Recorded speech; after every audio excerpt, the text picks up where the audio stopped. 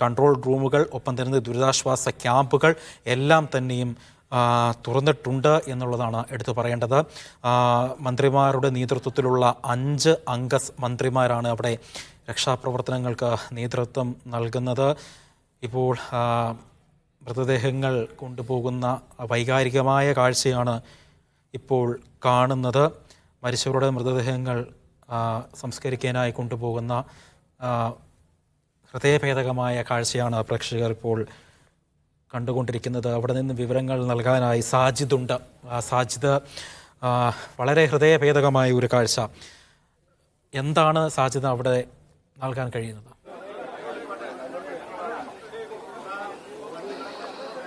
ഹജി, ഹൃദയഭേദകമായ കാഴ്ച തന്നെയാണ്. നിരവധി ആളുകളെയാണ് ഇങ്ങോട്ട് അവരുടെ ഭൗതിക ശരീരം മയ്യത്ത് കബറടക്കുന്നതിനായി കൊണ്ടുപോകുന്നത്. ഈ പോസ്റ്റ്മോർട്ടം നടപടികൾ പൂർത്തിയാക്കിയ ശേഷം ഈ പള്ളിയിലേക്കും മറ്റ് 2 പള്ളികളിലേക്കുമായാണ് മൃതദേഹങ്ങൾ കൊണ്ടുപോയിക്കൊണ്ടിരിക്കുന്നത്. ഇവിടെ കൊണ്ടുവന്നതിന് ശേഷം മയ്യത്ത് വൃത്തിയാക്കുന്ന, അതായത് മയ്യത്ത് കുളിപ്പിക്കുന്ന നടപടികൾ, അതിനുശേഷം ഇങ്ങോട്ട് ഈ കബറടക്കുക എന്നുള്ളതാണ് നടക്കുന്നത്. നിലവിൽ 23 പേരെ ഇങ്ങോട്ട് കൊണ്ടുവരും എന്നുള്ളതാണ് അറിയിച്ചിട്ടുള്ളത്. അത് ഒരുപക്ഷെ കൂടാനുള്ള സാധ്യതയും ഉണ്ട്. ആ രീതിയിലാണ് ഇപ്പോൾ ഏതാണ്ട് 30ഓളം ഖബറുകൾ ഇവിടെ കുഴിച്ച് വെച്ചിട്ടുണ്ട്. ഇവിടെയുള്ള ആളുകൾ എന്നോടൊപ്പം ഉണ്ട്. ഇവിടെ ഇപ്പോൾ എത്ര മയ്യത്ത് കൊണ്ടുവന്നു? ഏകദേശം 6 കൊണ്ടുവന്നു. 6 കൊണ്ടുവന്നു. മറവ് ചെയ്തു 6. ഇതിപ്പോ ഇങ്ങോട്ട് ബോഡി കൊണ്ടുവരണമെങ്കിൽ ആള് ആരാണെന്ന് തിരിച്ചറിയണം. തിരിച്ചറിഞ്ഞതിന് ശേഷം ഇങ്ങോട്ട് കൊണ്ടുവരിക അല്ലെ? പോസ്റ്റ്മോർട്ടം ചെയ്തിട്ട് അവിടെ നിന്ന് ആള് തിരിച്ചറിഞ്ഞതിന് ശേഷമാണ് ഇങ്ങോട്ട് കൊടുക്കുന്നത്. എത്ര ആളുകളുടെ ബോഡി ഇങ്ങോട്ട് കൊണ്ടുവരുന്ന പറഞ്ഞ? 23 പറഞ്ഞത് നിലവില്. ഇപ്പൊ ഇന്നത്തെ അവർ കൂടെ കുഴിച്ചു വെച്ചിട്ടുണ്ട്. 23 ബോഡിയാണ് ഇപ്പോൾ ഇവിടെ നിലവിൽ. ഇനി നാളെ ബാക്കിയുള്ളത് ഇവിടെ റെഡിയാക്കും. കുട്ടികളുടെ എങ്ങനെ? കുട്ടികളുടെ കുട്ടികളുടെ അടക്കം. ഇപ്പൊ ഈ ബന്ധുക്കളായ കുറെ ആളുകളുണ്ട്. അവര് വേറെ ഭാഗങ്ങളിൽ താമസിക്കുന്ന അവരുടെ ബന്ധുക്കളായിരിക്കും. വേറെ താമസിക്കുന്ന ബന്ധുക്കളുണ്ട്. ഓരോ വീടുകളിലുള്ള ആളുകളുള്ള കുടുംബങ്ങളാണ്. എല്ലാം നഷ്ടപ്പെട്ടു. ഏറ്റവും സങ്കടകരമായ കാര്യമാണ്. ഏറ്റവും പ്രിയപ്പെട്ട ആളുകളാണ്. അതിൽ കുട്ടികളുണ്ട്, അവരുടെ വളരെ ചെറുപ്രായത്തിലുള്ള ആളുകളുണ്ട്, ഏറ്റവും പ്രിയപ്പെട്ട ആളുകൾ, അവരുടെ മാതാപിതാക്കൾ ഉൾപ്പെടെയുള്ള ആളുകളുണ്ട്. അവർക്ക് ഇത്തരത്തിലുള്ളൊരു അന്ത്യയാത്ര നൽകേണ്ടി വന്നതിന്റെ സങ്കടത്തിലാണ് ഇവിടെ സ്ത്രീകളും കുട്ടികളും ഉൾപ്പെടെയുള്ള നിരവധി പേർ വന്നിട്ടുണ്ട്.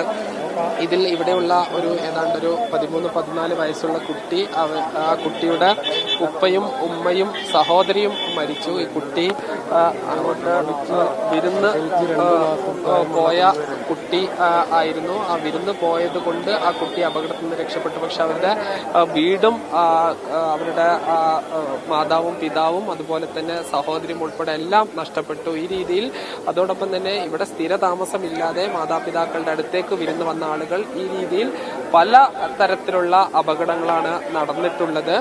ഇപ്പോഴും ഈ ചൂരൽമലയിലുള്ള ഈ താഴ്ഭാഗത്തുള്ള ആളുകളെയും ഇനിയും കണ്ടെത്താനുണ്ട്. ഇത് കൂടാതെ മുണ്ടക്കൈ ഭാഗത്ത് മുകളിൽ ഒരുപാട് ആളുകളെ കണ്ടെത്താനുണ്ട്. ഈ ചൂരൽമല ഭാഗത്തും ഇനി ആളുകളെ ഇപ്പൊ മിസ്സിംഗ് ഇല്ലേ? ഒരുപാട് പേര് മിസ്സിംഗ് ഉണ്ട്. ഇനിയിപ്പോ ഇതിന്റെ എല്ലാം കഴിഞ്ഞാലേ അറിയുള്ളൂ എത്ര ആളുകളുണ്ട്, എവിടെ നിന്നൊക്കെ വന്നവരുണ്ട് എന്നും, പിന്നെ ഇനി അവിടെ എത്ര കുടുങ്ങി കിടക്കുന്നതൊക്കെ ഇനി അറിയണമെങ്കിൽ ഇതിന്റെ ഒരു ചിത്രം തെളിയണം എന്നതിന് മാത്രമേ അറിയുള്ളൂ. ഇപ്പോൾ മുണ്ടക്കൈയിലേക്ക് സൈന്യം എത്തിയിട്ടുള്ളൂ. അപ്പോൾ അവിടെ ആളുകൾ മാറ്റിപ്പാർപ്പിച്ചുകൊണ്ടിരിക്കുകയാണ്. കുടുങ്ങി കിടക്കുന്നവരൊക്കെ ഇപ്പോൾ ഓരോരുത്തരായിട്ട് വടം കെട്ടിയിട്ട് ഇറക്കിക്കൊണ്ടിരിക്കുകയാണ്. അപ്പോൾ അതും കൂടെ കഴിഞ്ഞതിന് ശേഷം മാത്രമേ പിന്നെ അതിന്റെ വ്യക്തമായ ചിത്രം നമുക്ക് മനസ്സിലാക്കാൻ കഴിയുള്ളൂ. ഈ പുത്തുമല ദുരന്തം ഉണ്ടായി, അതിനേക്കാളൊക്കെ ഒരുപാട് മടങ്ങ് വലുതാണല്ലോ. മടങ്ങുണ്ട്. നമ്മൾ ചിത്രത്തിൽ കാണുന്നതിനേക്കാളും മടങ്ങാണ്. 4 ഇരട്ടി 3 ഇരട്ടി 4 ഇരട്ടിയാണ് ഇതിന്റെ ശരിക്കും ഇതിന്റെ ദുരന്തം എന്ന് പറയുന്നത്. ഇപ്പോൾ ദൃശ്യങ്ങൾ കാണുന്നത് ഇവരുടെ ഏറ്റവും ഈ പ്രിയപ്പെട്ട ആളുകളെ അന്ത്യയാത്ര ഈ നൽകാനായി കൊണ്ട് വന്ന് കിടത്തിയിരിക്കുകയാണ്. ഏറ്റവും സങ്കടകരമായ കാര്യം, ഓരോ ഈ മൃതദേഹവും എത്തിക്കുമ്പോഴും അത് തങ്ങളുടെ പ്രിയപ്പെട്ട ആളുകളുടേതാണോ എന്നറിയാൻ ഈ സ്ത്രീകളും കുട്ടികളും അങ്ങോട്ട് പോകുന്നു. അല്ല എന്നറിയുമ്പോൾ അവർ തിരിച്ച് വരുന്നു. പിന്നീട് ഇതിന്റെ യഥാർത്ഥ ബന്ധുക്കൾ അങ്ങോട്ട് പോകുന്നു. ഈ രീതിയിൽ നമുക്ക് വിവരിക്കാൻ കഴിയാത്ത കഴിയാത്ത വിധമുള്ള ഹൃദയഭേദകമായ കാഴ്ചകളാണ് ഈ പള്ളിമുറ്റത്ത് നിന്ന് നമുക്ക് നൽകാൻ കഴിയുന്നത്. ഒരു കൂട്ടമായി നിരവധി ആളുകളുടെ ഈ മയ്യത്തുകൾ കബറടക്കേണ്ട ഒരു സാഹചര്യം ആണ് ഇവിടെ ഉള്ളത്. അതിൽ ആളുകളെ തിരിച്ചറിയുക എന്നുള്ളത് വളരെ പ്രധാനപ്പെട്ടതാണ്. കാരണം അവരുടെ ബന്ധുക്കളോ ഇല്ലെങ്കിൽ നാട്ടുകാരായ ആളുകൾ ഈ തിരിച്ചറിയണം. ഇപ്പോൾ ഒരു മയ്യത്ത് ഈ കബറടക്കത്തിന് വേണ്ടി കൊണ്ടുപോവുകയാണ്. ഈ കുളിപ്പിക്കലും മറ്റ് ശുചീകരണ പ്രവർത്തനങ്ങൾക്കും ശേഷം കബറടക്കാൻ വേണ്ടി കൊണ്ടുപോവുകയാണ്. ഈ രീതിയിൽ നേരത്തെയും നിരവധി മയ്യത്തുകൾ ഈ രീതിയിൽ കൊണ്ടുപോയിരുന്നു. ഈ 30 കബറുകൾ ഇവിടെ ഇതിനകം തന്നെ സജ്ജമാക്കിയിട്ടുണ്ട്. നിലവിൽ 6 മയ്യത്തുകൾ കബറടക്കി. ഇനി 7ാമത്തേതാണ് കൊണ്ടുപോകുന്നത്. അത് കൂടാതെ 1 ഇവിടെ വന്ന് കിടത്തിയിട്ടുണ്ട്. ഇനിയും നിരവധി മൃതദേഹങ്ങൾ ഇങ്ങോട്ട് കൊണ്ടുവരാനുണ്ട്. ഇന്ന് 23 എണ്ണം എന്നുള്ളതാണ് ഈ പള്ളി കമ്മിറ്റിക്ക്, മഹല്ല് കമ്മിറ്റിക്ക് ലഭിച്ചിരിക്കുന്നൊരു നിർദ്ദേശം. ഇനിയും ഒരുപക്ഷെ ഈ നിലമ്പൂർ ഭാഗത്ത്, പോത്തുകൽ ഭാഗത്ത് ഉള്ള ആളുകളുടെ മൃതദേഹം കൂടി ഇങ്ങോട്ട് കൊണ്ടുവരേണ്ടതുണ്ട്. ആ പോസ്റ്റ്മോർട്ടം നടപടികളും മറ്റും കഴിഞ്ഞ ശേഷം. അതോടൊപ്പം തന്നെ ഇനിയും ആളുകളെ കണ്ടെത്താനുണ്ട്. ആ കണ്ടെത്താനുള്ള തിരച്ചിലും മറ്റും തുടർന്നുകൊണ്ടിരിക്കുകയാണ്.